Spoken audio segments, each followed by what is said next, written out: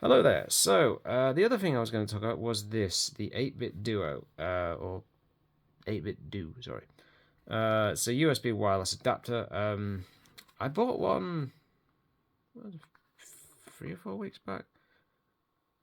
Because basically, my Switch, I've managed to somehow lose the the little shell thing that the Joy Cons hook onto. And I was like, right, so I can either get a cheap Switch controller, or and my Switch is behind my TV at the moment. Or what I could do is I could just get an adapter, and this little device will hook up to any Bluetooth controller, any Bluetooth compatible controller. This will pair. So basically, you hook it into a USB port on the Switch's hub, or even uh, there's a couple of different USB ports on the system. Hook it up there. You hit the pair button. Wait for it to do its thing, and then it pairs with any Bluetooth controller. So I've had this running on. It didn't work on my original Xbox controller, but I think that was because it was a PC Xbox Series. No, it was an Xbox One pad, but I don't think it was Bluetooth compatible, which is somewhere buried along that crap up there, I believe. Yes. So, but what I did do is I paired this little thing with, and as you can see, there's the thing for it. But I paired it with a Series X controller. I also paired it with a PS5, I think I've paired it with as well. And I've paired it with a PS4 controller. So what I will do quickly is I will just demonstrate how cool this thing actually is. Now, I didn't have any issues getting it working. No issues at all. But I will say that it was a bit of a pain in the ass. I will have to do one little thing though. I will have to turn the switch on first of all. So it should, and I've got it paired up to a PS4 pad at the moment. Okay, so the only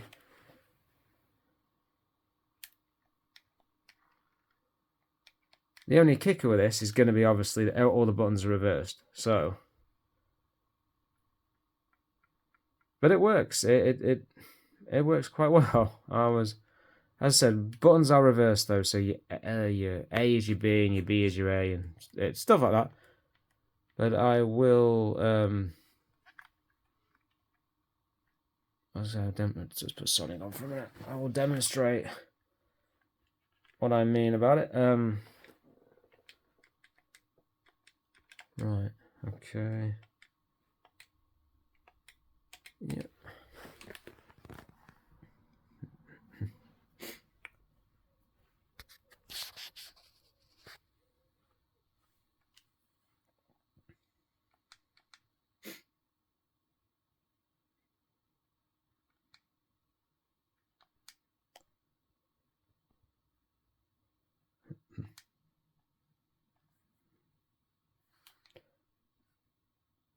Bugger. This is the only problem. I said the buttons are reversed, so it can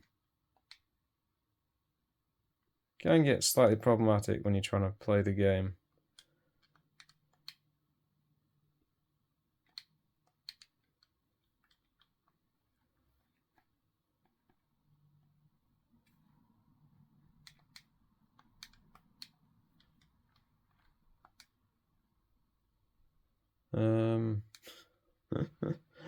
So right, load. No. As I said, this is like the only issue with this is no. Oh, is it circle? It is. Right. So that's really the only issue with this little device. It's just the fact that obviously the buttons are reversed and stuff.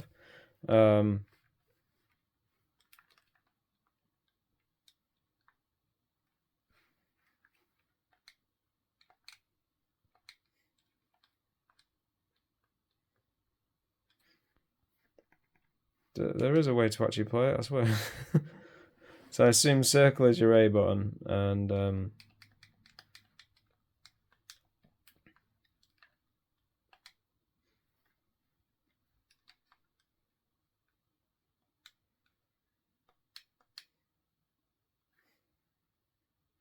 there you go. So now we're working.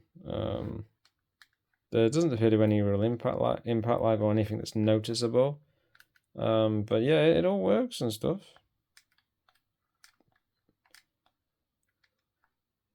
And this is the modified version of Sonic 2, so there's some extras I think on this that I think you can play as is it Amy or something on this version. But yeah, so basically it's a handy little device to have. I think it was somewhere between £12 and £15 to buy this. I mean, it's you know it's worth the money. Just remember, obviously, you can't necessarily. It's only pairable with any compatible Bluetooth controller, as far as I'm aware. But for between £12 and £15, I mean, it's a steal, really. There's really nothing I can say bad about it. It wouldn't pair with my Xbox controller, my Xbox One controller, but that is a PC, technically a PC pad, so I'm not even sure if it's actually compatible with that particular controller. I can't remember off the top of my head, but it does a rather good job. Just obviously you just got to get used to everything. The buttons are all reversed. Other than that, I mean, it's pretty stellar. I mean, I'm playing this with one hand. I mean, I've got this pretty much memorized anyway. But yeah, I mean, I'm quite impressed for what you're paying and stuff. I mean, it's well worth the money, and it does. Yeah, unless you really want to pay like 50 quid for a Switch Pro controller, because and that would be the other thing with this. You have to enable Switch Pro controller support in the actual Switch menu. So make sure you do that before you use this device, otherwise it will not work. But I mean, 8bitdo make quite a lot of products from what I've seen of the stuff they make, and it all seems to be pretty decent. It's mainly the first product I've ever actually used from this company, but it fills a niche, and obviously they make a lot of different products for a lot of different systems and stuff. But I can't get up there, sod it. But it's well worth it, and it's always good to have something that's handy instead of having to fork out 50 odd quid or if you want a pro controller.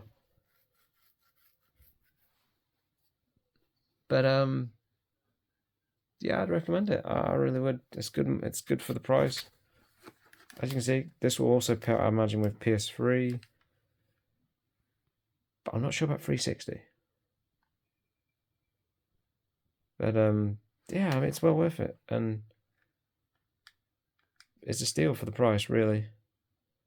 And if you're just looking to get yourself set up, if you're an enthusiast, maybe not so much. But I mean, can't really complain really for the money. But anyway, I will leave it there. And this is actually kind of addictive playing Sonic with one hand. See if I can bounce through this level dead quick.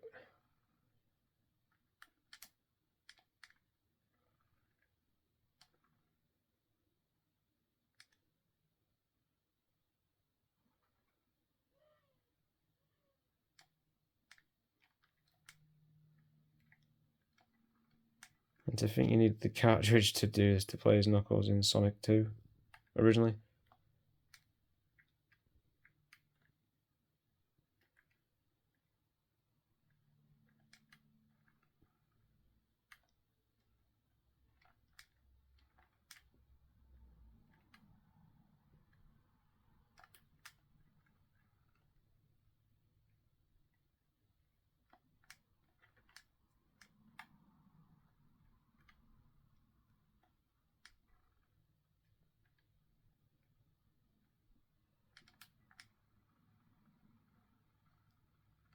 But I would definitely recommend this little product. Good price, seems fairly reliable. Obviously, I've only had a couple of weeks, but generally, I'd recommend it. So that's the 8bitdo. I might do a little show up of maybe installing it. But it's literally just hook it into a USB slot and you're pretty much away. There's nothing more to it than that. As you hold the pairing button, it will pair. It will flash, and then the pairing LED on the actual device should go to a solid light, and then that's pretty much it. And then obviously, depending on what device you're pairing it with, I'd imagine you get like a solid light, and that's pretty much it. I might do maybe a few tests and see what else it will pair with. But yeah, I wouldn't say it's necessarily better than what comes with a Switch, but it's certainly more. It feels more comfortable. That was the one criticism I'd have with the Switch, was just the fact that the little Joy-Cons are not that great, to be honest. They're pretty diddy for people with bigger hands in particular. But yeah, so I'll leave it there. I've ranted on long enough, and I hope you found this video interesting and informative in some regard or not. And yeah, so I will see you in the next one. I've got some other content to put out. I've still got Metroid Fusion on Game Boy Advance. I haven't even looked at that yet in terms of actually playing or doing a playthrough of it. I'm very new to Metroid. I haven't really played, other than a bit of Metroid Prime, which is the other one I did videos on months and months ago, and I've not yet actually done any gameplay on them either. So, other than what I've showed in the actual preview video. So, I will be doing that at some point.